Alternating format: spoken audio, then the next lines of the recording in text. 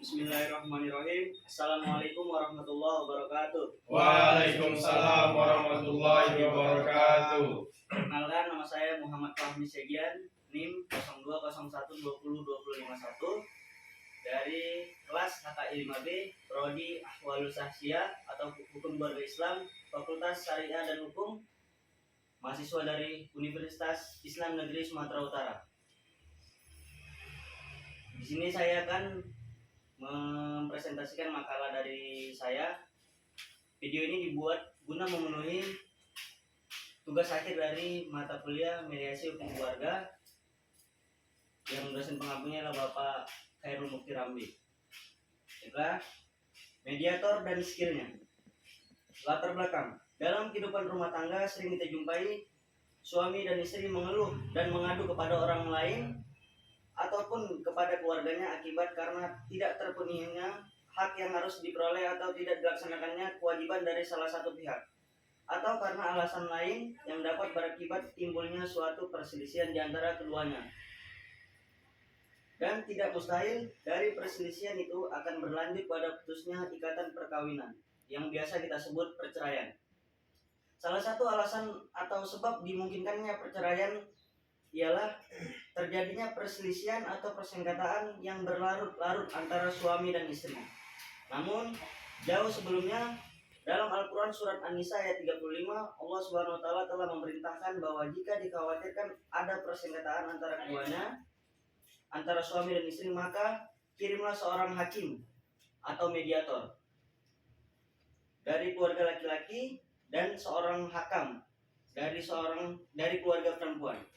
Dari ayat di atas dapat dipahami bahwa salah satu cara menyelesaikan perselisihan atau persengketaan antara suami dan istri ialah dengan jalan mengirim seorang hakam selaku mediator dari kedua belah pihak.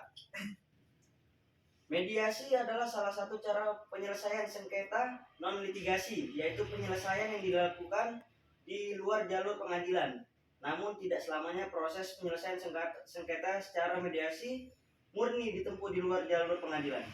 Salah satu contohnya yaitu persengketaan perceraian dengan alasan atau dasar sikop, di mana cara mediasi dalam masalah ini tidak lagi dipandang sebagai cara penyelesaian sengketa di luar pengadilan, tetapi juga merupakan bagian dari proses penyelesaian sengketa di pengadilan.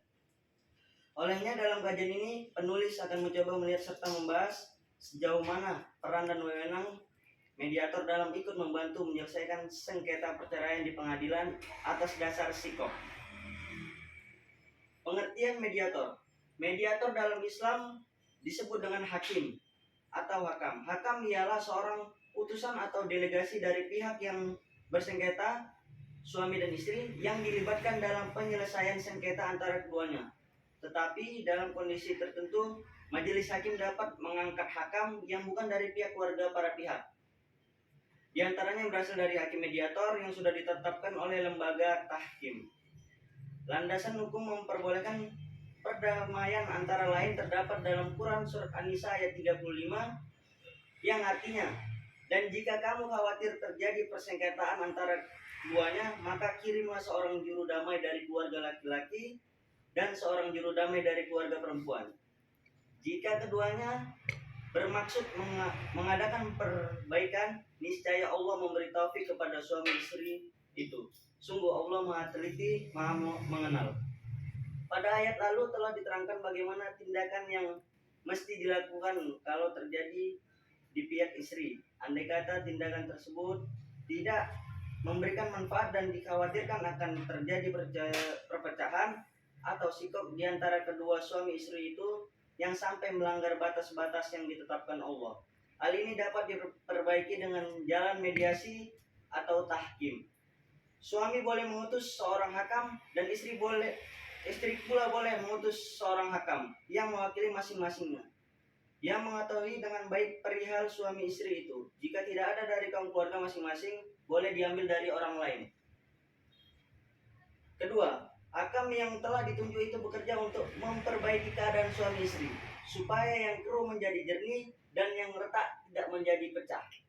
Jika kedua hakam itu berpendapat bahwa keduanya lebih baik bercerai oleh karena tidak ada kemungkinan lagi melanjutkan hidup rukun, di dalam kehidupan rumah tangga, maka kedua hakam itu boleh menceraikan mereka sebagai suami istri dengan tidak perlu lagi menunggu keputusan hakim dalam negeri, karena kedudukan kedua orang hakam itu sebagai kedudukan hakim yang berhak memutuskan karena telah diserahkannya penyelesaian kepada mereka.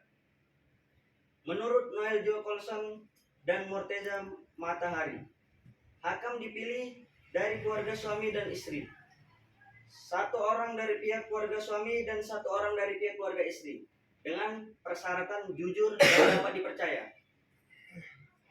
Kalaulah dibandingkan pengertian yang dikemukakan oleh Morteza Matahari dengan apa yang dirumuskan dalam penjelasan pasal 76 ayat 2, tampaknya pengertian beliau sangat dekat dengan dimaksud yang dalam Quran surat An-Nisa ayat 35, sedang apa yang dirumuskan dalam penjelasan 76 ayat 2 sudah agak menyimpang.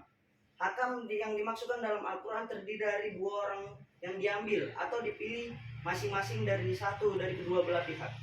Sedang hakam yang dirumuskan dalam penjelasan pasal 76 ayat 2 boleh dari pihak keluarga suami saja atau boleh dari pihak istri saja. Bukan diperbolehkan hakam yang terdiri dari kedua pihak lain. Namun demikian, tujuan pembuat undang-undang bukanlah untuk menyingkirkan ketentuan surat An-Nisa ayat 35, tetapi tujuan agar rumusan ayat itu dapat dikembangkan menampung problema yang berkembang dalam kehidupan bermasyarakat. Yang ketiga, skill mediator. Keterampilan dan bahasa hakim mediator. Yang pertama, keterampilan mediator. Unsur yang paling penting bagi seorang mediator adalah keterampilan atau skill untuk melakukan mediasi. Skill yang menentukan berhasil tidaknya seorang mediator menyelesaikan sengketa para pihak. Pengetahuan yang banyak belum tentu menjamin keberhasilan mediator melaksanakan mediasi tanpa dengan sejumlah keterampilan. Keterampilan yang harus dimiliki ialah keterampilan mendengar, keterampilan membangun rasa memiliki bersama, keterampilan memecahkan masalah, keterampilan meredam ketegangan, keterampilan merumuskan kesepakatan, serta keterampilan membangun rasa memiliki bersama. Selanjutnya ialah kemampuan menyusun kalimat-kalimat netral yang diperlukan oleh pemikiran dari seorang mediator. Kemampuan menyusun kalimat-kalimat netral memerlukan pemikiran serius dan latihan yang terus-menerus sehingga mediator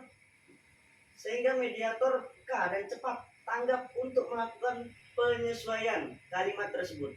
Oleh karena itu, training dan praktik simulasi akan sangat membantu mediator dalam mempertajam kemampuannya berkomunikasi dan menetralkan pernyataan-pernyataan destruktif dan subjektif dari para pihak yang bersengketa.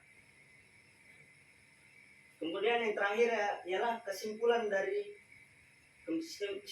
mediator dan skill-skillnya ialah pengertian yang dikemukakan oleh Morteza dan apa yang dirumuskan dalam penjelasan pasal 76 ayat 2, tampaknya pengertian yang beliau sangat dekat dengan maksud yang tertulis dalam Quran surat An-Nisa ayat 35. Sedang apa yang dirumuskan dalam penjelasan pasal 76 ayat 2 sudah agak menyimpang. Hakam yang dimaksudkan dalam Al-Quran terdiri dari dua orang yang diambil atau dipilih masing-masing, satu dari keluarga pihak suami, satu lagi dari pihak istri. Sedang hakam yang dirumuskan dalam penjelasan pasal 76 ayat 2 hanya boleh dari salah satu pihak saja, tidak memperbolehkan kedua pihak mendampingi suami atau istri tersebut. Keterampilan dapat diperoleh melalui pendidikan dan pelatihan training mediasi. Keterampilan harus diasah dan praktikkan secara terus-menerus sehingga ketajaman dalam menganalisis, menyusun langkah kerja dan menyiapkan solusi dalam rangka penyelesaian sengketa para pihak. Mediator dalam menjalankan harus memiliki sejumlah keterampilan, yaitu keterampilan mendengarkan, keterampilan membangun rasa memiliki bersama, keterampilan memecahkan masalah, keterampilan meredam ketegangan, dan keterampilan merumuskan kesepakatan. Demikianlah yang dapat saya sampaikan isi dari makalah saya. Kurang dan lebih saya mohon maaf, kepada Allah saya mohon ampun. Wabillahi taufiq wal hidayah. Wassalamualaikum warahmatullahi wabarakatuh.